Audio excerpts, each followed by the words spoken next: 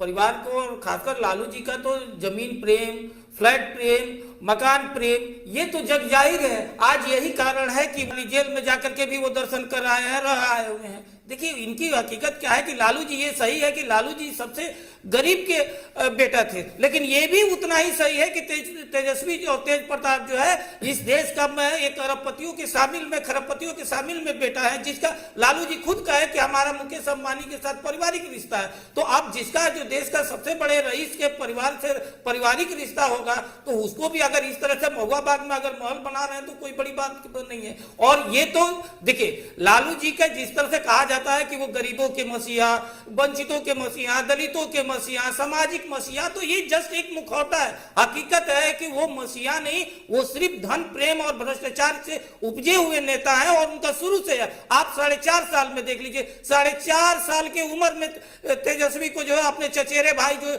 उनके लालू यादव जी के बड़े लड़के भाई हैं स्वर्गीय मंगरू यादव, उनके लड़के से जमीन लिखवा लेते हैं सिर्फ इसलिए क्योंकि उनको नौकरी सचिवालय में देते हैं। कोई आज तक कहा कि बेटी अपने ससुराल में, मायके में अपने जमीन नहीं लिखवाती है, लेकिन राबड़ी देवी जी अपने चाचा से जमीन लिखवा लेती हैं और अपने दोनों भतीजा को नौकरी देती है। तो ये उनका जग जाहिर है। यही कारण है कि उन लोगों का सिर्फ और सिर्फ राजनीति का रूप जो दिखावा है और सामाजिक मसीहा का रूप दिखावा है, ये सिर्फ और सिर्फ एक छलावा है। हकीकत क्या है कि देखिए जिस तरह से सिवान में जो है 2 लाल हुए, एक देश रत्न राजेंद्र प्रसाद और एक जो है भ्रष्ट नटवर लाल हुए, उसी तरह से समाजवाद का 2 लाल हुए।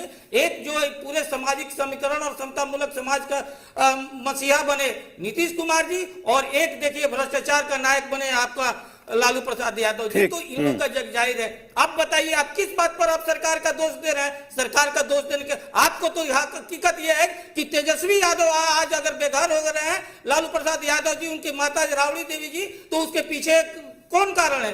तेजस्वी यादव है, क्योंकि उन्होंने कोर्ट में गया कि हमने उप मुख्यमंत्री रहे हैं, जिस तरह से मुख्यमंत्री का आवास सुरक्षा मिलता है उस तरह से उप मुख्यमंत्री का मिले, कोर्ट ने खारिज कर दिया।